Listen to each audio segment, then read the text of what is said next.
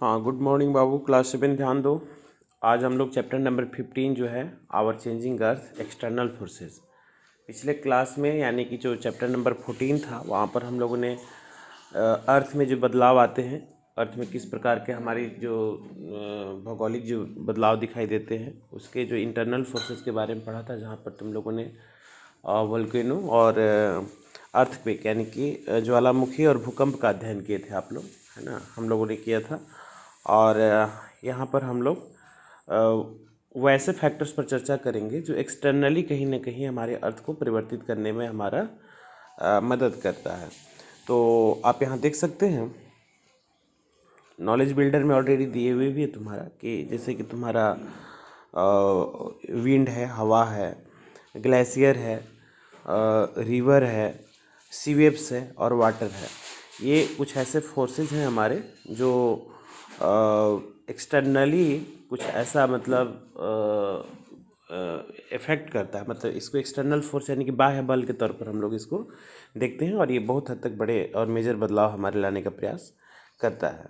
तो इसमें जो डिटेल्स हम लोग का है to know about the different external forces, कौन कौन से वो फोर्सेस हैं जो डिफरेंटली हमारे बिहेव करते हैं। जैसा कि इसमें नॉलेज बिल्डर में तुम लोग देख चुके हो, वाटर का ही है, वाटर और हवा ही कॉमनली तुमको दिखाई दे रहा है और वाटर का ही स्वरूप अलग अलग ढंग से, शेप अलग अलग ढंग से तुम्हारा, जैसे कि कभी ये ग्लेशियर के तौर पर उसके वाटर का ही तो फिजिकल फॉर्म है आइस, या इवन तुम्हारा रिवर या सीवेप्स की बात करें अगेन वाटर वाटर के काउजेस पर इसकी चर्चा कर रहा। दूसरा हमारा विंड दिखाई दे रहा।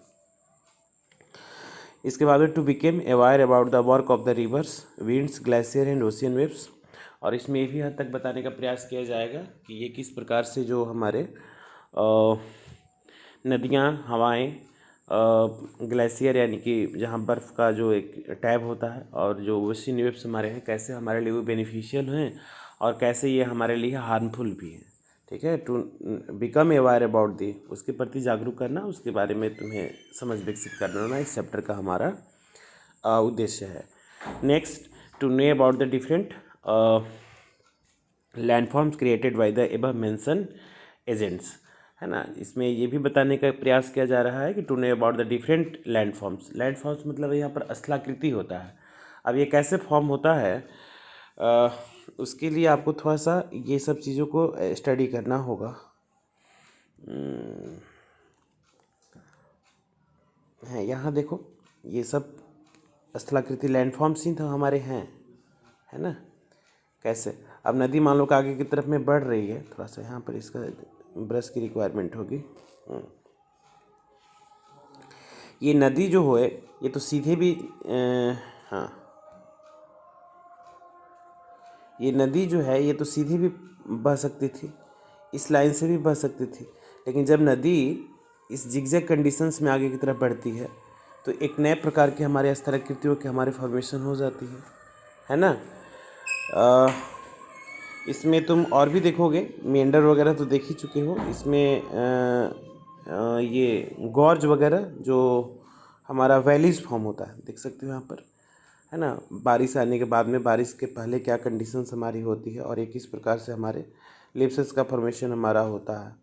ये लोअर कोर्स में नदियाँ जो होती है और भी नए नए डिफरेंट हमारे लैंड फॉर्म्स का फॉर्मेशन करती है, जो यहाँ पर आप देख सकते हो डेल्टाज के तौर पर, है ना। ये ओशियन में मिलने के पहले इसमें बहुत ज़्यादा सेंडिमेंट्स जिसको हम लोग अवसाद कहते हैं, जिसमें धूल, मिट्टी, गाद, पत्थर, कंकड़, है ना, नदियाँ, या मिडिल कोर्स में भी तुम कर सकते हो। नदी जब चलती है हमारी हिमालयन रेंज से या जहाँ भी उसकी ओरिजिनेशन पॉइंट हमारी होती है, तो वो कंकड़ीली पथरीली पहाड़ियों से जब उतरती है नीचे की तरफ में, तो उसमें कहीं ना कहीं बहुत ज़्यादा वेव होता है ना, उसमें गति होती है। तो वो चीज़ों को ना स्लाइटली आगे की तरफ लेकर के आगे बढ़ जाती है। लेकिन जब मैदानी क्षेत्र में यही नदी आती है हमारी, तो वैलीज फॉर्म करती है और वहाँ पर बहुत सारे ऐसे डस्ट पार्टिकल्स, सैंड पार्टिकल्स छोटे छोटे बॉल्ट्स वगैरह में कन्वर्ट कर जाते हैं, जिसको हम लोग सेंडिमेंट्स कहते हैं, इसको अवसाद कहते हैं, है ना। और वो अवसाद पानी के लेवल के साथ मिल करके, और वर्तमान में तो तुम्हारा एक और भी फैक्टर है पॉल्यूशन वगैरह, जिसमें पॉलीथीन्स, इवन डेड बॉडी लोग को भी जला करके फेंक देते हैं। तो बहुत सारी चीज़ें वेस्टेज के तौर पर हमारी नदियों में ये डिस्पोजल किया जा रहा है, डंप किया जा रहा है, जिसके कारण भी वो सेडिमेंटेशन की कंडीशंस हमारी बढ़ रही है। तो ये होता है कि मैदानी क्षेत्रों में भी नदियाँ जो होती है डेल्टाज का फॉर्मेशन करती है। फॉर एग्जांपल पटना में तुम देख सकते हो गंगा नदी के किनारे हम लोग का पटना है। तो यहाँ भी तुम से देख सकते हो कि ये पटना यूनिवर्सिटी और उसके आसपास से आगे थोड़ा सा बढ़ोगे तो एक बहुत बड़ा डेल्टाज किनारे में फॉर्म हो चुका है। तो ये होता क्या है कि नदियाँ जो होती है अगर अपने साथ सेंडिमेंट्स को लेकर के आगे नहीं बढ़ सकती है, उसकी गति थोड़ी धीमी हो जाती है। ढाल क्षेत्र का स्लोप भी हमारा अगर थोड़ा सा कम पड़ जाता है तो नदियाँ उसी सेंडिमेंट्स को वहीं पर छोड़ करके दो किनारों में डिवाइड होकर के आगे की तरफ में बढ़ जाती है। और जब नदी अंतिम अवस्था में होती है तो उसका गति और उसका जो पावर है काफ़ी कम हो जाता है, और इस लिहाज से देखा जाए तो बहुत सारे सेंडिमेंट्स का फॉर्मेशन कर देती है जो आप यहाँ देख सकते हैं। और छोटी छोटी धाराओं में नदियाँ बहने लगती है। और ये नदियाँ जो होती है, जिसे यहाँ देख सकते हो, एक धारा तुम्हारी ये है, एक धारा तुम्हारी ये है। एक ही मेन नदी की अलग अलग धाराएं हैं जो एक अलग अलग स्थलाकृति यानी लैंड फॉर्म्स का फॉर्मेशन करती है, जिसे हम डेल्टाज कहते हैं, है ना। डेल्टा भूमि इसकी मानी जाती है, इसको कहा जाता है। जोग्राफिकली ये डिफाइंड टर्म हमारा है कि जो एक लैंडफॉर्म हमारे होंगे उसको हम डेल्टाज कहते हैं। ये भारत में सुंदरबन वगैरह का नाम तुम लोगों ने सुना होगा, बंगाल में गंगा नदी के द्वारा हमारी फॉर्म की गई है। ओके, तो ये कुछ बेसिक नॉलेज था इसमें। हम धीरे धीरे करके इन चीज़ों को भी हम लोग आगे बढ़ाएंगे। तो देखो इसमें ऑलरेडी दे रहा है। अब चलते हैं शुरू से। ये तो हम लोग का इंट्रोडक्शन था, लेकिन अब हम शुरू से इसको प्रारंभ कर रहे हैं। विद यहाँ अर्थक्वेक के बारे में दे रहा है। Can volcano bring about the sudden changes in the earth crust and we can not notice them and there are however other slow but important changes continuously going on, and most of which cannot be noticed during the span of the human life, and these slow changes occur due to the external forces। दे रहा है कि internal forces के कारण बहुत बड़े बदलाव, land forms वगैरह जो चेंजेस तुमको देखने को मिलता है। जैसे भूकंप की घटनाएं होती है तो अर्थ तुम्हारा नीचे भी बैठ सकता है। ज्वालामुखी से तुम्हारी पहाड़ियों का भी निर्माण हमारा होता है। तो ये या डिमोलिशन डिस्ट्रक्टिव जो या लैंड स्लाइडिंग, तो उससे होता है क्या है ना कि उसका वेव्स थोड़ा बड़ा होता है और बड़ा बदलाव तुमको देखने को मिलता है। लेकिन उसके साथ साथ में कुछ ऐसे बाह्य बल भी हैं, एक्सटर्नली भी कुछ ऐसे फोर्सेस हमारे हैं जो स्लोली धीरे धीरे करके हमारे पर्यावरण में और हमारे वातावरण, आसपास के जो क्षेत्र हमारे होते हैं, इन्वायरमेंट होते हैं, उसमें बहुत बड़ा बदलाव लाता है, जिसको हम नोटिस नहीं करते हैं। लेकिन धीरे धीरे करके जब वो एक बड़े लैंडफॉर्म की तरफ बढ़ने लगता है तो हम लोग उसको नोटिस करना पड़ता है और उसके अध्ययन करनी पड़ती है। और ख़ास करके जो एक्सपर्ट होते हैं, जियोग्राफी के जो अच्छी नॉलेज रखते हैं, जिसको भूगोलवेता कहते हैं, भूगोल शास्त्री हम कहते हैं उसको, तो वो लोग तो इन्हीं चीज़ों का अध्ययन करते हैं वो माइक्रो बेस पर। लेकिन कॉमनली जो कॉमन पीपल, जिसको सामान्य नागरिक हम लोग कहते हैं, ऑर्डिनरी व्यक्ति, इसको नोटिस नहीं करता है। तो यही चीज़ों पर हम लोग आज फोकस करेंगे कि किस प्रकार से ऐसे बेसिक बदलाव हमारे देखने को मिलते हैं। तो इसमें एक्सटर्नल फोर्सेज में दो चीज़ों का बहुत स्पष्ट जिक्र कर रहा है। एक हमारा वेदनिंग है ना, और दूसरा हमारा है इरोजन, है ना। ये इरोजन हमारा हो गया। तो एक एक करके इसको हम लोग डिफाइन करते हैं यहाँ पर। तो देखो वेदरिंग का जो संदर्भ यहाँ पर रहा है, ऑलरेडी जो डिफाइन कर रहा है कि disintegration and the decomposition of the rocks on the surface the earth known as the weathering, and weathering is the following types. ये अलग अलग टाइप का हमारा होता है। एग्जाम्पल के तौर पर तुम्हारे यहाँ दिखाने का प्रयास भी किया है। Biological weathering of the lava by La Palma के क्षेत्र में तुम्हारा दिखा रहा है। Comparison of the unweathered left and the weathered right limestone, जो उसमें बदलाव तुमको देखने को मिलता है। And the rock of Abisko Sweden, है ना, fractured along existing joints possibly by frost weathering और थर्मल स्टेट। मतलब जो उसमें दरारें पड़ जाती हैं, टुकड़े में कन्वर्ट हमारा हो जाता है। मतलब सॉलिड, जहाँ सॉलिड जो टर्म हमारे तुमको मिलेंगे, जहाँ रॉक्स पार्टिकल वगैरह तुमको देखने को मिलता है, तो वहाँ पर इस तरीके की चीज़ें बेसिकली तुमको देखने को मिलती है हमारी। तो इसमें हो ही गया कि जो डिसइंटीग्रेशन जो होता है उसमें जो बदलाव होता है, या डिसइंटीग्रेशन का संदर्भ हिंदी में एग्जैक्ट कहा जाए तो एकीकरण को बाधित करना। इंटीग्रेशन होता है ना हमारा, एक जो हमारा सॉलिड एक टर्म हमारा होगा सिंगल, उसको double triple something cut down करना, टूटना फूटना जिसको हम लोग कहते हैं। और डिकम्पोजिशन तो वही हमारा होता है, था कुछ टूट के बदल के कुछ हमारा हो गया। मान लो कि एक रॉक तुम उठा करके देखो, तो उस पर अगर तुम एक ये हथौड़ा से या हैमर से प्रहार करते हो कॉमनली, तो क्या होता है, वो टुकड़े में बिखर जाता है। तो इंटीग्रेट था ना, एक जगह इकट्ठे था, वो टूट करके बिखरे टुकड़े में बिखर गया। फिर उस पर एक हथौड़ा मारो, तो एक हथौड़ा मारोगे तो कुछ अलग शेप का तुम्हारा बन जाएगा, इसमें कुछ उसमें डस्ट पार्टिकल भी तुम्हारे बन जाएंगे, तो अगेन तुम्हारा डिकम्पोजिशंस की तरफ बढ़ रहा है। तो ये जो चट्टानों के टूटने फूटने की जो कंप्लीट प्रक्रिया हमारी होती है ना, उसको वेदरिंग कहते हैं हम लोग। और अर्थ के ऊपर में ये देखने को कॉमनली तुमको मिलता है। ठीक है, ये कॉमनली 3 टाइप तुम्हारे दिखाई देते हैं। पहला फिजिकल वेदरिंग है, जिसमें आइसोलेशन है ना, फॉरेस्ट, विंड, etc आर दी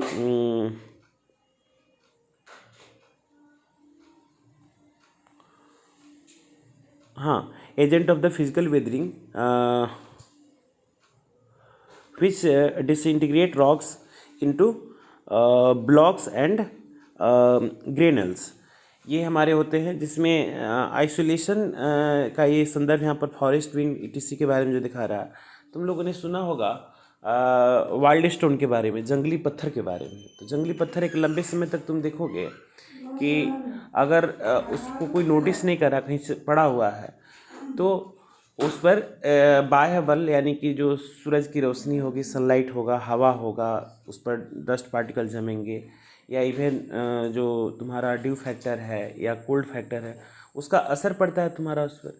तो ये जो वाइल्ड स्टोन हमारा होता है, जो जंगली पत्थर हमारा होता है, तो उसी में तुम देखोगे कि अलग अलग ढंग के बदलाव तुमको देखने को मिलेंगे, है ना। और उसी में जो भौतिक बदलाव हमारे देखने को तुमको मिलेंगे, कभी कलर बदलेगा, कभी तुम्हारा ठंड में उसकी सिकुड़ेगा, कभी सनलाइट पड़ेगा तो थोड़ा सा स्प्रेडिंग कंडीशंस में। तो मतलब ऐसा नहीं कि बहुत बड़ा बड़ा बदलाव तुमको देखने को मिलेगा, बहुत छोटे छोटे बदलाव। ये पहले ही क्लियर हो गया कि एक्सटर्नल फोर्सेस से जो हमारे बदलाव आते हैं, कोई बहुत बड़ा बदलाव हमारा नहीं होता है। तो जो फिजिकल चेंजेस तुमको दिखाई देता है, या अगेन वो टूट भी सकता है, डिसइंटीग्रेट भी हो सकता है हमारा,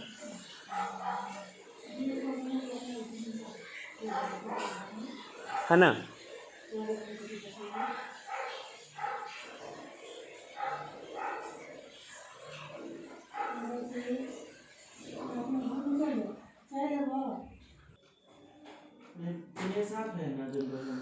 हाँ, और देखो दूसरा इसमें तुम्हारा केमिकल वेदरिंग के बारे में दे रहा है, जैसे ऑक्सीजन हो गया, कार्बन डाइऑक्साइड हो गया, and hydrogen are the agents of the chemical weathering, है ना, chemical weathering. And this gases are dissolve with the rain water and act over rocks and decompose them.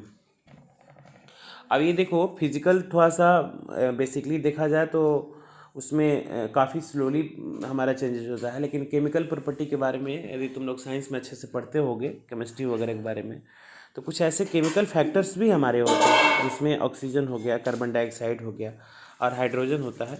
ये भी हमारा एक बहुत बड़ा फैक्टर होता है। ये इन्वायरमेंट में, खास करके एटमॉस्फेयर में तुम्हारा ये अवेलेबल होता है। और ये गैस जो होता है हमारा रेन वाटर के साथ में डिजॉल्व होकर के एसिड रेन वगैरह में कन्वर्ट करता है। और एसिड रेन का एग्जांपल के तौर पर तुम देख सकते हो कि ये तुम्हारा आगरा के ताजमहल के बारे में प्राय पेपर में रिपोर्ट वगैरह आते रहता है कि एसिड रेन के कारण वो भी तुम्हारा ना उसका चमक थोड़ा फीका होते जा रहा है। तो इससे आप अंदाज़ा लगाइए कि केमिकल प्रॉपर्टी जो होती है, या केमिकल हमारे फैक्टर्स जो वेदरिंग का हमारा होता है, किस प्रकार से रॉक्स को डिकम्पोज एंड डिसइंटीग्रेट करने में हमारा, इवन डिसइंटीग्रेट भी करेगा, डिकम्पोजिशंस में तो इसका रोल है ही है हमारा। ओके, नेक्स्ट है तुम्हारा बायोलॉजिकल वेदरिंग, जिसमें तुम्हारा वेजिटेशन, कुछ ऐसे जैविक कार्यान भी हमारे होते हैं जो कहीं ना कहीं इसके टूटने फूटने और इसमें जो बदलाव लाने का हमारा कारण बनता है, जिसमें तुम्हारा वेजिटेशन हो गया, एनिमल्स हो गए, human beings are the agents of the biological weathering. And the plant roots, है ना, penetrate deep inside the earth and make soil particles loses and burrowing animal like rabbits, moles etc take hole and dig the land, and human activity like cutting the tree, mining etc also contribute to the weathering. इसमें दे रहा है कि वेजिटेशनली भी, अब कहने का मतलब है कि तुम ऐसा सोचो कि कल्टिवेशनली अगर कुछ ऐसे हर्बल प्लांट तुम लगाते हो, अगर तुम पुदीने की खेती करते हो, तुलसी लगाते हो, छोटे मोटे पौधे लगाते हो जिसको हर्ब्स ट्री हम लोग कहते हैं, तो उसका जो हमारा अर्थ के अंदर में जो रूट्स कॉजेज फॉर्म होंगे, उसके कारण जो अर्थ में हमारे बदलाव आएगी, उसमें जो उसकी फर्टिलिटी पर उसका हमारा असर पड़ेगा. तो अगेन वेजिटेशनल जो हमारे थिंग्स है वो भी, सब्स का भी हमारा ये होता है, सब्स में झाड़ियाँ तुम्हारी होती है, तुम्हें पता होगा, और इसका भी रूट तुम्हारा बहुत नीचे डीप तक जाता है. या मान लो उसके जगह पर तुम ट्री लगाते हो जिसमें नीम हो गया, बबूल हो गया, बरगद हो गया, पीपल हो गया, यूकेलिप्टस, अलग अलग पेड़ों लगाएंगे तो उसकी छाया से भी तुम्हारा उसका अर्थ के सरफेस में तुमको बदलाव देखने को मिलेगा. उसका रूट अंदर में जो डिस्ट्रक्टिवली या जैसे भी स्प्रेड किया होगा उसका एक अलग हमारा सॉइल पर तुम्हारा असर दिखाई देता है. या इवन रॉक पार्टिकल्स भी होंगे तो हमारा उसका हो सकता है. तो इसमें देखो penetration the deep inside the earth and the make soil particle loses, ना उसको कमज़ोर करता है ऐसा. And boring animal like a rabbit, moles and etc. और ऐसे भी हमारे एनिमल होते हैं जैसे कि रैबिट यहाँ खरगोश के बारे में कह रहा है, या मोल्स के बारे में चर्चा कर रहा है, या इवन चूहा वगैरह जो होल बनाता है, डिग करता है लैंड को. सबसे बड़ा तो बायोलॉजिकल वेदरिंग एजेंट्स में हम ही लोग हैं. ह्यूमन एक्टिविटी, पेड़ को लंबे समय से काट रहे हैं, बड़े स्तर पर पेड़ों को काटा जा रहा है. इवन माइनिंग वर्क हमारे हो रहे हैं, या तुम्हारे ये जो बिल्डिंग वगैरह कंस्ट्रक्ट किया जा रहा है ये भी इसमें शामिल नहीं किया गया है, इसको भी तुम कर सकते हो. बिल्डिंग को कंस्ट्रक्ट किया जा रहा है, इट मीन्स दैट कि बहुत सारे जगह जो फर्टाइल प्लेन है उसको तुम कंक्रीटाइजेशन कर रहे हो, और इसका कंक्रीटाइजेशन का कितना बड़ा खतरा तुम्हारा लैंड मिनिमाइजेशन पर दिखाई दे रहा है, ये तुम लोग देख सकते हो. पिछले दिनों दो राज्य ऐसे, दो मतलब मेट्रो सिटीज़ भारत के ऐसे थे जो तुम्हारा ये इन्वायरमेंटली देखा जाए तो उनको बहुत ज़्यादा जिसको हम लोग प्राकृतिक बदलाव के तौर पर देखें तो उसमें जो प्राकृतिक बदलाव यानी कि तुम्हारा क्लाइमेटिक जो चेंजेस हमारे यहाँ हैं, जलवायु परिवर्तन वगैरह हुआ है, तो उसमें एक मुंबई है, दूसरा तुम्हारा चेन्नई है. तो मुंबई में बारिश इतनी ज़्यादा हो रही है जिसको हम लोग बोलते हैं कि एक्सप्लोड करना, बहुत ज़्यादा फ्लडेड कंडीशंस पैदा हो जी, मतलब मुंबई पानी पानी. और चेन्नई का तुम लोगों ने सुना होगा कि चेन्नई का जो खास करके जो ये ह्यूमन मेड, जिसको हम लोग आर्टिफिशियल इन्वायरमेंट कहते हैं, कृत्रिम जो वातावरण और पर्यावरण हमारा होता है जिसमें बहुत हद तक प्रभावित होता है हमारा ये क्या कहते हैं तुम्हारा ह्यूमन एक्टिविटीज़ से, उन्होंने बहुत बड़े स्तर पर कंक्रीटाइजेशन कर दिया. और चेन्नई तुमको पता होना चाहिए, दोनों ये मुंबई और चेन्नई समुद्र के किनारे है, सी के किनारे में तुम्हारा है, एक बंगाल की खाड़ी, बे ऑफ बंगाल के किनारे, और दूसरा तुम्हारा अरबियन सी के आसपास में. तो अब मान के चलो कि अगर वाटर टैप के बेस पर तो ऑलरेडी चेन्नई, मुंबई में तो चलो कुछ हद तक बारिश भी होती है लंबे समय तक, तो उसका वाटर टैप ऊपर का रिचार्ज रहता है माइल्ड वाटर के तौर पर, जिसको ड्रिंकेबल वाटर के तौर पर हम लोग यूज़ करते हैं. चेन्नई में बहुत कम बारिश, मतलब औसतन बारिश होती है, एवरेज बिलो ही कहा जाएगा उसको, एवरेज नहीं कहा जाएगा. तो वाटर टैप के साथ उसका ऑलरेडी है. और चेन्नई में जो वहाँ पर जियोग्राफिकली स्टडीज़ हमारी हुई थी जो स्कार्सिटी ऑफ वाटर का, पानी के अभाव के कारणों में, तो उसमें एक सबसे बड़ा कारण बताया गया था कि इसका वाटर टैप रिचार्ज होता है सी के वाटर से, बे ऑफ बंगाल यानी कि बंगाल की खाड़ी के पानी से, जो खारे सलाइन वाटर से तुम्हारा है. और दूसरा जो हम लोग नेचुरली जिसको रेनफॉल के बेस पर अगर हम अच्छे वाटर के तौर पर उसकी एनालिसिस करते हैं तो उससे जो हमारा वाटर टैप रिचार्ज होने के जो चांसेस हमारे होते थे, ड्यू टू कंक्रीटाइजेशन, इतना ज़्यादा कंक्रीट बिछा दिया गया है कि तुम्हारा वाटर टैप के रिचार्ज होने की कोई संभावना तुम्हारी नहीं दिखाई दे रही. नतीजा ये हो रहा है कि वहाँ एक रिपोर्ट आया था कि 2000 मीटर नीचे तक पीने लायक पानी नहीं है. अब सोचो कि मेट्रो सिटी का ये हाल है तो और क्या हो सकता है. तो ये जो बायोलॉजिकल एजेंट्स हमारे हैं, जो वेदरिंग के फैक्टर्स पर जिसकी चर्चा की रही है, उसमें ह्यूमन बीइंग का एक बहुत बड़ा तुम्हारा निगेटिव रोल है. रोल नहीं कहेंगे हम लोग, निगेटिव रोल कहेंगे. ओके. हाँ, नेक्स्ट आपका है इरोजन के बारे में, जिसको हम लोग कटाव भी कहते हैं एक तरीके का, हिंदी में अगर उसको कहें कि इरोजन को हिंदी में अपर्दन भी कहा जाता है, अपर्दन और कटाव कहा जाता है ना. तो erosion is the weathering away of the landscape by the different agents and such as the water, winds, ice. इसमें जो बदलाव तुमको कॉमनली देखने को मिलता है, तो इसमें वाटर है, जैसे मिट्टी का कटाव करता है पानी, इसलिए कहा जाता है ना कि ग्रास रूट, यानी कि तुम्हारा जो प्लांटेशन या प्लांटिंग करके जो भी चीज़ों को अगर तुम ये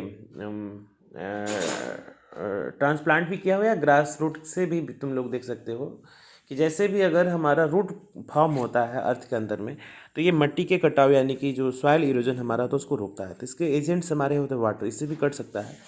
विंड, हवाएं जो होती है, तुम्हें सैंडून्स के बारे में तुम लोगों ने सुना होगा, जैसे राजस्थानी क्षेत्रों में तुम्हारा बहुत बड़े स्तर पर हवाएं तेज़ चलती है और वो तुम्हारा डेजर्ट होता है, छोटे छोटे सैंड पार्टिकल्स तुमको मिलते हैं। तो वो हवाओं के कारण एक जगह से कट के दूसरी जगह चले जाते हैं। तो एक जगह तुम्हारा ये सैंड पार्टिकल्स का एक बहुत बड़ा सेंडिमेंट्स तुमको देखने को मिलेगा, निक्षेप जिसको देखने को मिलेगा, और एक जगह कट डाउन दिखेगा। तो एक नए प्रकार के लैंड फॉर्म्स का फॉर्मेशन हमारा करता है। और आइस की जहाँ तक सवाल है, तुम लोगों ने न्यूज़ वगैरह में सुना होगा, हनमन एक आर्मी का जवान था, वो आइस की स्लाइडिंग हुई थी, तो नीचे तुम्हारा ज़मीन के अंदर में आइस के अंदर में दब गया था। और या तुम लोगों ने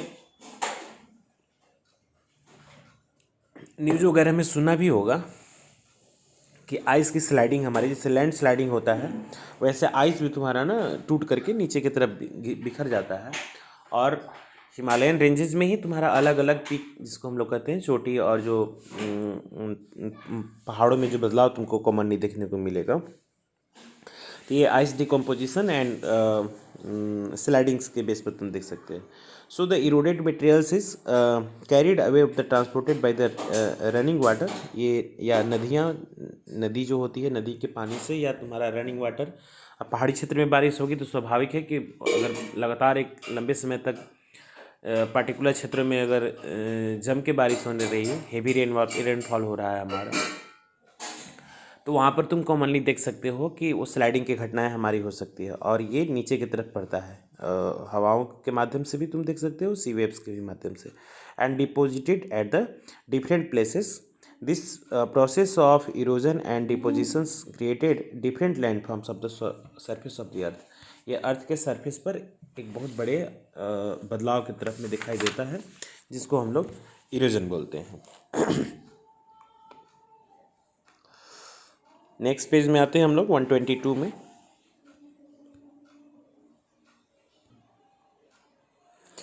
हाँ, तो देखो यहाँ पर रनिंग वाटर से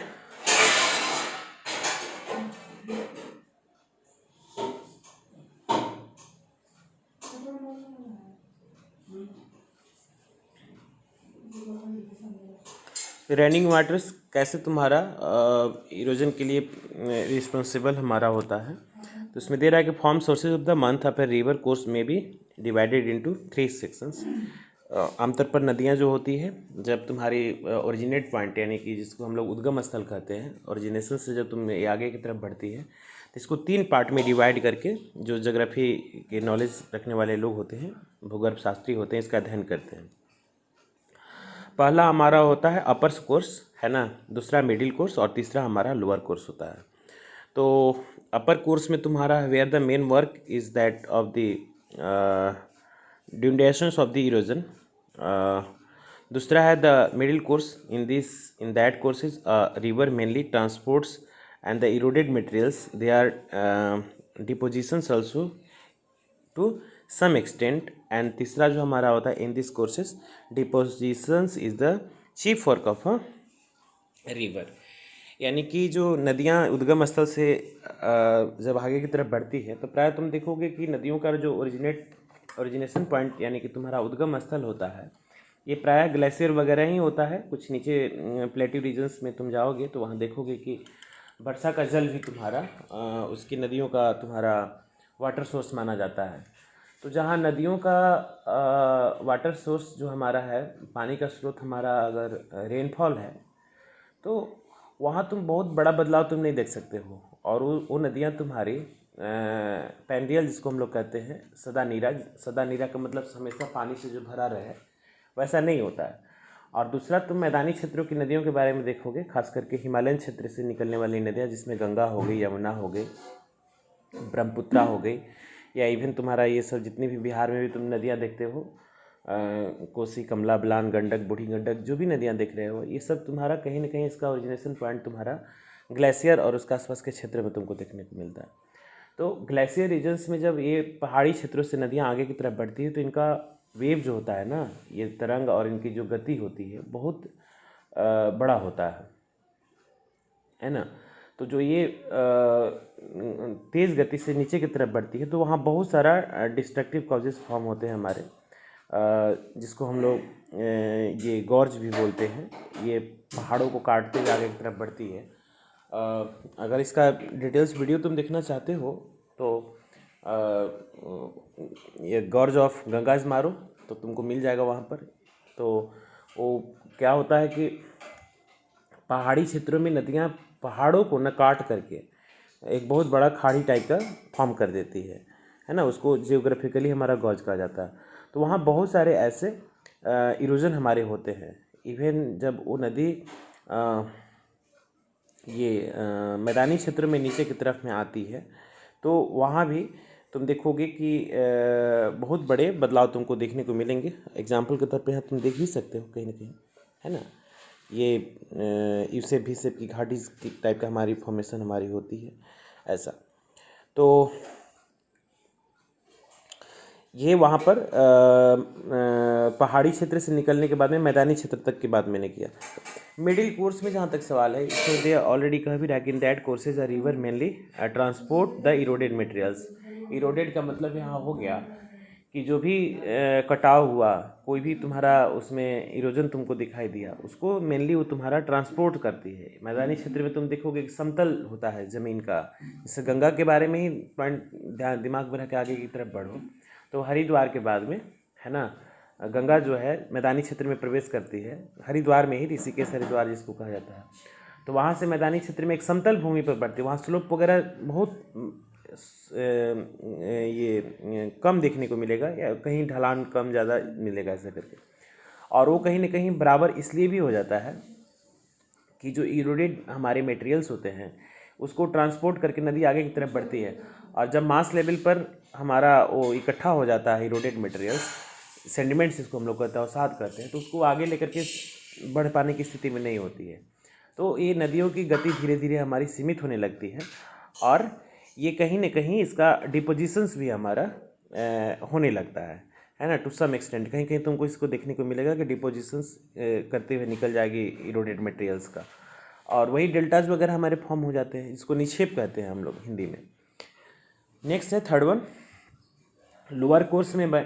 तो लोअर कोर्स में इसका मेन काम अब कहो या लाचारी कहो, नदी की मेन काम ही कहा जाए, क्योंकि ऑलरेडी इसकी स्पीड काफ़ी कम हो जाती है। और जो इरोडेड मटेरियल्स यानी कि तुम्हारा जो सेंडिमेंट्स होता है, यानी कि जो अवसाद होता है हमारा, जिसमें सैंड पार्टिकल्स, उसमें गाद होता है, कंकड़ पत्थर, जो मिट्टी के पार्ट हमारा होता है, उसको नदी आगे की तरफ लेके जाने की स्थिति में हमारी नहीं होती है। एग्जाम्पल के तौर पर आपका यहाँ हो गया। तो मेनली जो हमारे इरोडेड मटेरियल्स हमारे होते हैं तो उसका वो केवल डिपोजिशन से हमारा काम नदी का रह जाता है। और नदी जो है अलग अलग तुम्हारा धाराओं में निकल करके वो अंततः समुद्र में समा जाती है। इस तरीके से नदी आगे की तरफ बढ़ जाती है। तो ये जितने भी एक्टिविटीज़ हमारे हो रहे हैं, है ना, जितने भी एक्टिविटीज़ हो रहे हैं हमारे, ये चेंजेस जो हैं अर्थ के ऊपर में, जो बदलाव हमारे दिखाई दे रहे हैं, हम सब लोगों को दिखाई दे रहे हैं। तो यहाँ पर इरोजन में एक पानी के कारण जो हमारा बदलाव देखने को मिलता है, ये कुछ इस प्रकार का हमारा होता है। नेक्स्ट है यहाँ पर, हाँ देखो, जो जिस गॉर्ज के बारे में हमने चर्चा किया था, आई शेप का, वी शेप का वैली फॉर्म हमारा होता है। In mountains the volume of water is a small but flow is very Swift, है ना। क्लियर कह रहा है कि माउंटेनी क्षेत्र में पानी का जो हमारा वॉल्यूम होता है कम होता है। कम होने के कारण कि चूँकि ओरिजिनेट अलग से तो कोई सोर्स उसमें ऐड हो नहीं रहा है। मैदानी क्षेत्र में आता है तो नदी में बारिश का पानी भी ऐड हो जाता है, नाले का पानी भी ऐड हो जाता है, तो पानी का टैप हमारा बढ़ता है। लेकिन वहाँ जहाँ ये ओरिजिनेशन पॉइंट इसका जहाँ रहा है, वहाँ तो इसका वॉल्यूम स्वाभाविक है हमारा कम होगा। लेकिन उसका फ्लो काफ़ी तेज़ होता है ना, flow is very swift, so the stream flows rapidly through the rocks, है ना। इफ़ द डाउन कटिंग, है ना, is very rapid, stripped side gorge is form, जिसकी चर्चा मैं कर रहा हूँ। तुम लोग गॉर्ज ऑफ गंगा मारना यूट्यूब पर, क्योंकि ऑनलाइन क्लास में अब थोड़ा सा उसमें वीडियो ऐड करने की बात हमारी हो जाती है, तो लेक्चर में दे रहा हूँ, आप वीडियो देखना चाहते हैं तो थोड़ा सा गंगा का गॉर्ज मारना, गॉर्ज ऑफ गंगा, तो वहाँ पर तुमको मिलेगा देखने को कि किस प्रकार की फॉर्मेशन हमारी होती है, और आई शेप हमारा कैसे, आई जो लेटर हमारा होता है उस टाइप का बनेगा, यानी कि इस शेप का बनेगा तुम्हारा। ये दोनों साइड से नदी बहुत नीचे अंदर के डिप की तरफ बढ़ती जाएगी, और एक आई शेप का उसमें फॉर्मेशन हमारा हो जाएगा माउंटेन रीजन में। A greater size of the gorge is known as the canyon, और for example the Grand Canyon of the Colorado river in the USA का जिक्र करा तुम यहाँ पटना, ये हमारा गंगा का देख सकते हो भारत में, ये ज़्यादा तुमको अच्छा से समझ में आएगा, ठीक है। दूसरा तुम्हारा वाटरफॉल का, it forms where the alternate layers of the hards and soft rocks are found. अब ये वाटरफॉल का कंसेप्ट तुम लोग देखोगे, पानी ऊपर से नीचे की तरफ में गिरता है, तो उसके कारण ये होते हैं हमारे कि अर्थ का जो एक संदर्भ हमारा है, सरफेस जो एक जुड़ा हुआ ऑलरेडी है, तो वो उसकी हमारी कुछ प्रॉपर्टीज हमारी होती है कि वो किस पर्टिकुलर रॉक से हमारा बना हुआ है, हार्ड रॉक से होगा, कुछ सॉफ्ट रॉक से होगा। तो एक सर्टेन पॉइंट हमारा होता है अर्थ के किसी पर्टिकुलर रीजन्स में, जहाँ एक जगह बहुत ज़्यादा हार्ड रॉक है, दूसरी तरफ बहुत ज़्यादा सॉफ्ट रॉक है।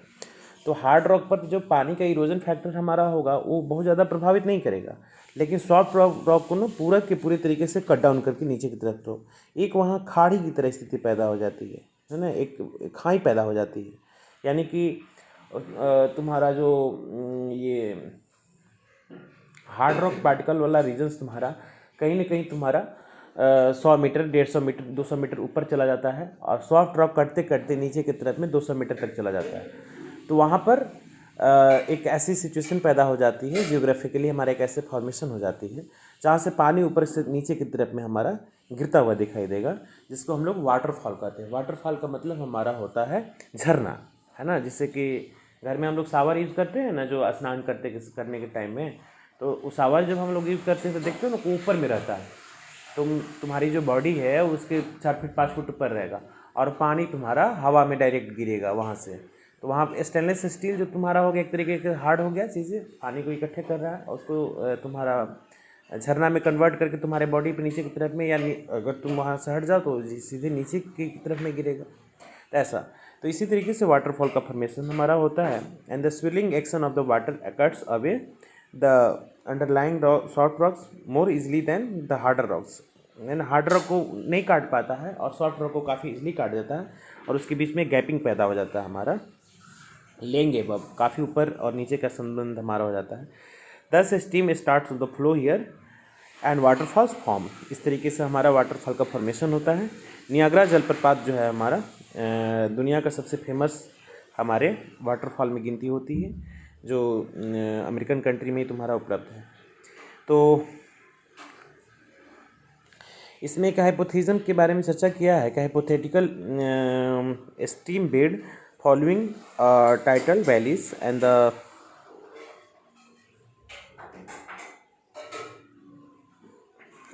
the maximum gradients is along the down valley axis represented by a hypothetical state channels and meanders developed which within the course of the stream disintegrating the gradient।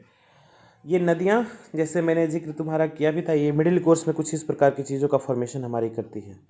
ये पूरा का पूरा तुम्हारा एक बना करके हाइपोथेटिकली तुमको दिखाने का प्रयास किया है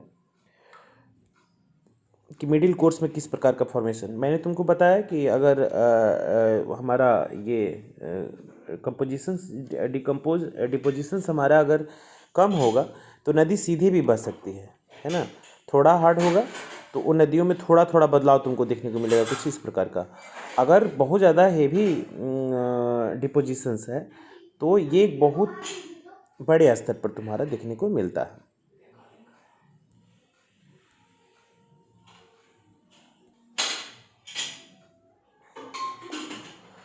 तो यहाँ देखो एक फॉर्म होता है हमारा, इस प्रकार की स्थलाकृति हमारी फॉर्म होती है मिएंडर। तो थोड़ा सा यहाँ यहीं पर समझिए आप।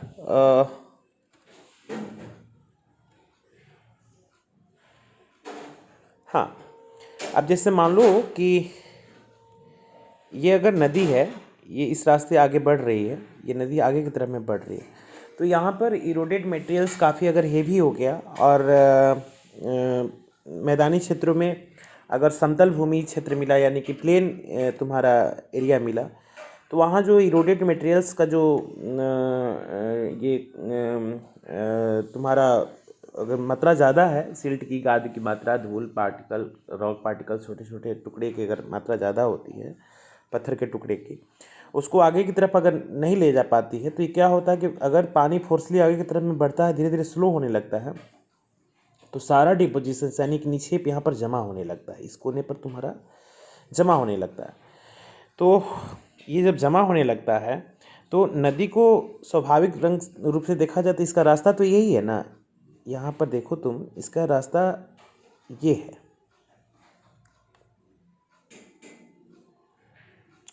ये सीधा रास्ता होता। अगर इसमें डिपोजिशन हमारा नहीं होता तो ये नदी कुछ इस तरीके से आगे की तरफ में बढ़ रही होती, जैसे आगे की तरफ में बढ़ रही है ना। लेकिन डिपोजिशन के कारण उसमें हमारा सेडिमेंट्स बहुत ज़्यादा मात्रा में होने के कारण ये हमारा कट डाउन हो जाता है। कट डाउन कैसे होगा, ये निक्षेप यहाँ पर जम गया, जम के तो इस रास्ते को ना कट कर दिया, ये टूट गया, हमारा टूटा, तो उस नदी में पानी का तो मात्रा बहुत ज़्यादा है। अब स्वाभाविक है कि सॉफ्ट हमारा एरिया होगा, सॉइल सॉफ्ट जो हमारा पार्ट होगा, वहाँ पर रॉक पार्टिकल्स हमारे होंगे या सॉइल मिट्टी जो हमारी कट होगी, वो ही अपने किनारे को ही काटना हमारा प्रारंभ कर देता है। ऐसे काटेगा और इसकी तरफ से ही आगे की तरफ में हमारा बढ़ गया, और फिर जो नदी यहाँ पर आगे करके ये आगे की तरफ में बढ़ जाती है ऐसे।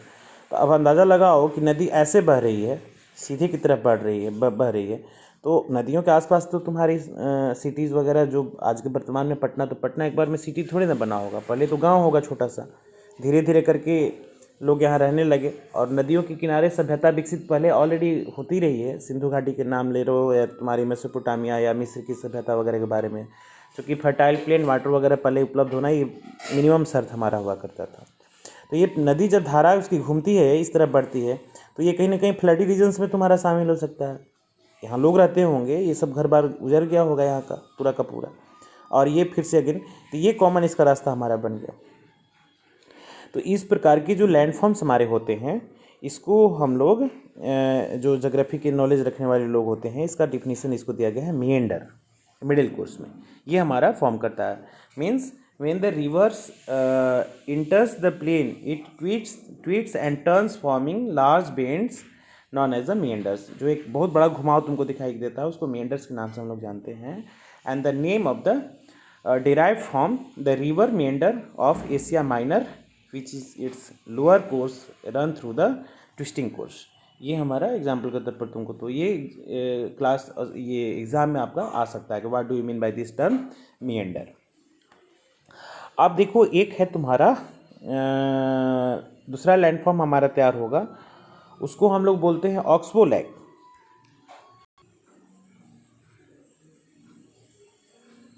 हाँ, अब ये ऑक्सबो लैक कैसे फॉर्म होगा, अब आप ये देखिए, जैसे यहाँ रिवर को तुमने देखा कि मैदानी क्षेत्रों में मिडिल कोर्स में तुम्हारा ये नदी कॉमनली आगे की तरफ बढ़ सकती थी ऐसे।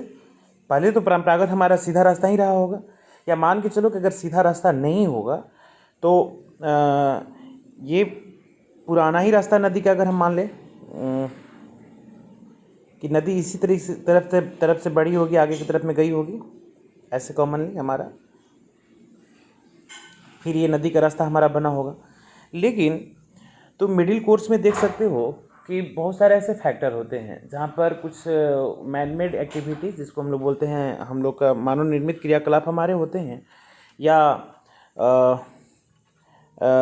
हेवी रेनफॉल, पानी बहुत ज़्यादा बड़े स्तर पर अगर बारिश होने लगती है हमारी, तो नदियों में फ्लड की स्थिति पैदा हो जाती है, बाढ़ आ जाती है, यानी कि नदी का जल स्तर जो होता है दिनों दिन बढ़ने लगता है और वाटर टैप भरा सा होने लगता है। तो जब पानी में या तो कमी होगा तो भी लैंडफॉर्म होंगे, पानी जब बढ़ेगा तो भी लैंडफॉर्म हमारे होंगे। तो अब जब पानी बढ़ेगा तो यहाँ पर देखो मेंडर्स कैसे फॉर्म हुए थे। मेंडर्स फॉर्म हुए थे कि यहाँ पर हमारा सेंडिमेंट्स हमारे जम गए थे, जमे तो इसने रास्ता बदलने के लिए नदी को मजबूर कर दिया। ओके, इधर से नदी आगे की तरफ में बढ़ने लगी ऐसा। लेकिन एक समय ऐसा भी तो आएगा कि जब हमारा ये डिपॉजिट फैक्टर्स यानी कि जो निक्षेप है और साथ जिसको सेंडिमेंट्स हम कहते हैं वाटर में कम हो जाएगा और वाटर टैप बहुत ज़्यादा भरा भरा सा होने लगेगा। तो ये इसको हम लोग कहते हैं रिवर को फ्लो मिलेगा तेज़ी से आगे की तरफ बढ़ने का। तो जब तेज़ी की तरफ बढ़ेगा तो ये जो इसकी मेन धारा हमारी ये हो जाएगी, मेन धारा हमारा ये हो जाएगा और ये रास्ता तुम्हारा धीरे धीरे इधर पानी का फ्लो हमारा कमने लगेगा, ये दोनों साइड से पानी का फ्लो हमारा कमने लगेगा।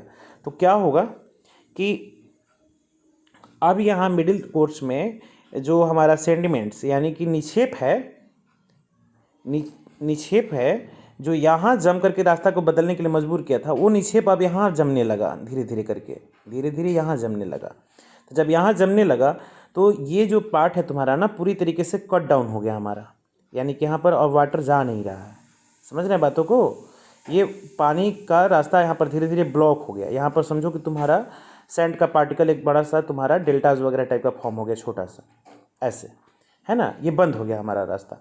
और तो जब रास्ता बंद हो गया और नदी इस रास्ते से मेन रास्ते से हमारी आगे बढ़ने लगी तो पानी एक सर्टेन टाइम तक ही तो यहाँ रहेगा, एक सर्टेन टाइम तक रहेगा। और इसमें पानी का सोर्स चूँकि अब ये फ्लो नहीं है तो ये स्वाभाविक तौर पर ये भी रास्ता हमारा क्लोज हो जाएगा, ये भी हमारा क्लोज हो गया। तो क्लोज हो गया तो यहाँ पर इस टाइप का ऐसे समझो, ऐसे और ये ऐसे, ये बंद क्लोज हो गया हमारा। यानी कि अब नदी जो है इस रास्ते से आगे की तरफ में बढ़ने लगी और नदी के बगल में ही तुम्हारा कुछ इस प्रकार का एक हमारा शेप फॉर्म हो गया। तो तुम्हें पता होना चाहिए कि जो झील होती है हमारी, जिसको हम लोग लेक कहते हैं, लेक होता है ये जो लैंड सराउंडेड एरिया हमारा होता है। लैंड सराउंडेड एरिया यानी कि वो तुम्हारा फ्लो उसमें नहीं होता है, लेकिन पानी का एक तुम्हारा सुरक्षित एक ऐसा एक अर्थ के किसी पार्टिकुलर पार्ट में ऐसा उपलब्धता हमेशा रहती है, जिसको हम लोग जियोग्राफिकली इसका डिफिनीशन हमारा होता है, इसको हम लोग लेक कहते हैं, इसको झील कहते हैं। तो झील भी हमारा दो प्रकार का होता है, एक नेचुरल लेक होता है, एक हमारा आर्टिफिशियल लेक होता है। मान के चलो कि घर में जो हम अगर वाटर को या कहीं ऐसे बना करके रखे हुए हैं, कृत्रिम झील बनाए हैं हमने कहीं किनारे में, तो आर्टिफिशियल हमारा हो सकता है, मैनमेड होगा, हमने उसको कट डाउन करके मशीन्स का उपयोग करके बनाया। और एक प्राकृतिक खुद से बनाती है। तो ये तुम देखोगे कि बैल के ऊपर में जो सिंग हमारा होता है ना, उस टाइप का फॉर्मेशन बना देता है, जिसको हम लोग ऑक्सबो लैक कहते हैं। इस ऐसे लैक को हम लोग ऑक्सबो लैक कहते हैं। तो यहाँ डिफाइन कर रहा है कि due to the continuous erosion and the deposition along the sides of the meander, the ends of the meander loop come closer and closer, ये दोनों तरफ से हमारा क्लोज हो जाता है। And in due course of the time the meander loop cut off from the rivers and forms a cut off lake also called oxbow lake, इसको हम लोग ऑक्सबो लैक कहते हैं। ठीक है, नेक्स्ट आगे बढ़ते हैं। हाँ, नेक्स्ट आगे बढ़ेंगे हम लोग। तो इसमें फ्लड प्लेन के बारे में जिक्र कर रहा है। फ्लड प्लेन का मतलब तुम लोगों ने सुना होगा, पढ़ा होगा, खास करके जो मैदानी क्षेत्रों में ये जो जब बाढ़ आती है तो बाढ़ ऐसा नहीं है कि केवल आपदा ही लाती है, कुछ उसमें अच्छाइयाँ भी हमारी होती है। जैसे फ्लड आता है तो ये ज़रूर है कि जनजीवन को प्रभावित करता है, या फ्लड आने के कारण में नदी जो होती है कुछ अलग रास्ते से बहने लगती है, जहाँ पर कहीं ना कहीं लाइवलीहुडली लोग रह रहे हैं, मतलब जहाँ पर बस्ती बसी हुई है। और नतीजा ये होता है कि फ्लड में तुम देखोगे कि पूरे जहाँ पर लोग रह रहे हैं वहाँ पानी पानी हो जाती है।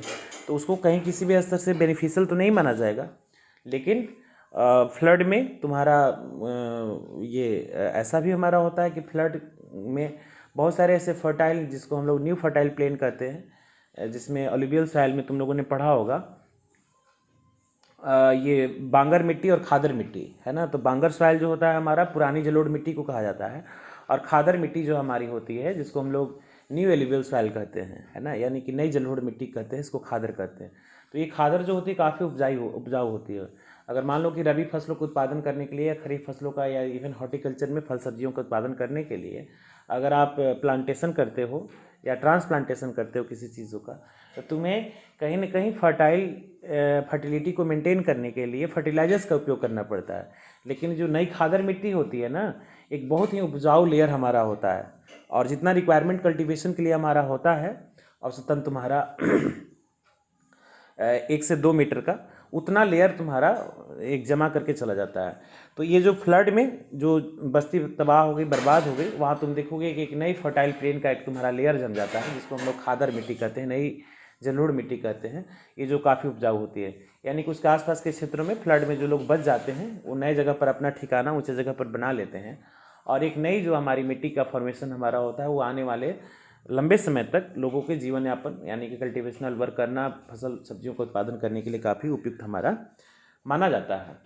और इसमें कुछ फिशरी वगैरह का भी तुम देखोगे, मछली उत्पादन या जलीय जीव का जो अगर खाते पीते लोग हैं तो उसका भी एक अपना फूड के तौर पर हमारा उपलब्ध हो जाता है। तो ये हमारा हो गया। नेक्स्ट है तुम्हारा लीव्स का। लीव्स के बारे में दिए हुए हैं, ये है रिपर डिपोजिशन एंड सेडिमेंट्स के बारे में। अब इसमें तुम देखो कि फ्लड के टाइम में थोड़ा ये बढ़ जाता है, फ्लड के पहले थोड़ा सा इसका ये होता है, और आफ्टर मेनली फ्लड्स ये थोड़ा सा नेचुरली लिप्सिस जो हमारे काफ़ी बड़े स्तर पर हमारे फॉर्म हो जाते हैं। तो ये तुम समझो कि यहाँ अगेन तुम्हारा जैसे तुम्हारा वाटरफॉल फॉर्म हुआ था, उसी तरीके से यहाँ पर यहाँ से यहाँ तक मान के चलिए कि ये तुम्हारा हार्ड रॉक है। यहाँ धीरे धीरे थोड़ा थोड़ा तुम्हारा सॉफ्ट हुआ और यहाँ कहीं कहीं बहुत ज़्यादा सॉफ्ट है। तो इस प्रकार के हमारे फॉर्मेशन होते हैं, और ये नदी की तरफ में कहीं टैप तुमको ज़्यादा बड़ा तुमको देखने को मिलेगा। तो ये पानी के कारण ही हमारा फॉर्म होता है। और लोअर कोर्स में जिसके डेल्टाज के बारे में हम लोगों ने चर्चा किया, जिसमें ट्रिब्यूटरीज एंड डिस्ट्रीब्यूटरीज का, तो ट्रिब्यूटरीज और डिस्ट्रीब्यूटरीज कहीं ना कहीं तुम्हारे मैदानी क्षेत्रों से ही प्रारंभ हो जाती है, यानी कि तुम्हारा मिडिल कोर्स का जो एंड होता है ना, वहाँ पर तुम देखोगे कि मैक्सिमम ट्रिब्यूटरी एंड डिस्ट्रीब्यूटरीज तुमको देखने को मिलेगा। तो ट्रिब्यूटरीज क्या होता है, आप ऐसे समझे कि ट्रिब्यूटरीज हो गया कि अगर ये मान लो तुम्हारा गंगा नदी है, ये नदी आगे की तरफ में बढ़ रही है, सपोज दैट ये नदी आगे की तरफ में बढ़ रही है, तो इसमें जो नदियाँ आकर के मिलती है उत्तरी बिहार की, गंगा हो गया, ये गंडक हो गया, कोसी हो गया, कमला बलान, जो भी कुछ नदियाँ आके मिलती है हमारी, तो ये सब नदियाँ सहायक नदियों के तौर पर मानी जाती है। तो इसको ट्रिब्यूटरीज कहा जाता है, यानी कि ये अपना अस्तित्व समुद्र में जाने के पहले उतनी उसके पास में कैपेसिटी नहीं होती है कि वो समुद्र तक पहुंच पाएगी, तो वो एक मेन धारा में मिल जाती है, यानी कि तुम्हारा गंगा जो एक बड़ी धारा है उसमें आकर के सारी नदियाँ मिल गई, तो ये ट्रिब्यूटरीज है ना, इसको सहायक नदी ही है हम लोग कहते हैं, ये ट्रिब्यूटरीज है। और एक हमारा डिस्ट्रीब्यूटरीज होता है। डिस्ट्रीब्यूटरीज क्या होता है कि अगर ये मेन धारा है, अगर इसने इधर की तरफ में फ्लो बढ़ा दिया, इसने अगर आगे की तरफ में बढ़ते हुए इधर फ्लो बढ़ा दिया, तो ये जो नदी मेन धारा से कट करके एक नई नदी बन करके आगे की तरफ में बढ़ जाती है और कहीं विलीन हो जाती है। जैसे लूनी वगैरह के बारे में तुम, तो लूनी का सोर्स तो तुम्हारा वाटरफॉल ही है, तुम्हारा ये रेनफॉल ही है, तो ये आप देख सकते हैं। तो इसको हम लोग ना डिस्ट्रीब्यूटरीज कहते हैं कि मेन धारा से कट के अलग की तरफ बढ़ रही है। और सबसे जो इसका इम्पोर्टेंट हमारा है लैंड फॉर्म्स, वो है डेल्टास। तो डेल्टास के बारे में तो अगेन एंड अगेन हम लोग जिक्र कर रहे हैं कि जहाँ पर सेडिमेंट डिपोजिशंस बहुत ज़्यादा बड़ा हो जाता है, तो नदी जो होती है बड़ी बड़ी धाराओं में बदल जाती है। अगर नदी के बारे में हिंदी में तुम लोग पढ़ोगे कविताओं में, तुम लोग 7th क्लास में, तो तुम लोग वहाँ देखोगे कि नदियों के बारे में ऐसा जिक्र किया जाता है कि बूढ़ी हो जाती है, अंतिम अवस्था में नदी बूढ़ी हो जाती है, यानी कि उसकी शक्ति घट जाती है, पावर क्षमता कम हो जाता है, और अपने सेंडिमेंट्स को ना आगे लेकर के नहीं बढ़ सकती है। तो वो डिफरेंट डिपोजिशंस के कारण लैंडफॉर्म्स का फॉर्मेशन करके नदी अलग अलग धाराओं में हमारी बढ़ जाती है, जो बार बार हमने इसको दिखाया भी। इस तरीके से हमारा डेल्टाज का फॉर्मेशन हो जाता है। तो इसमें गंगा ब्रह्मपुत्रा रीजन्स के बारे में ही, और सबसे इंपॉर्टेंट तुम्हारा सुंदरबन डेल्टा के बारे में जिक्र किया गया है। आपके नॉलेज के लिए मैं बता देना चाहता हूँ, दुनिया के सबसे फेमस डेल्टाज में इसकी गिनती होती है, और इसका नाम सुंदरबन इसलिए पड़ा कि उस डेल्टाज रीजन में सुंदरी नाम का एक पेड़ होता है, एक ऐसा ट्री है, प्लांट है तुम्हारा, जिसको नाम सुंदरी दिया गया है। और उस सुंदरी वृक्ष की जो प्लेंटी ऑफ यानी कि प्रचुरता के कारण उस डेल्टाज को सुंदरबन डेल्टा कहा जाता है ना।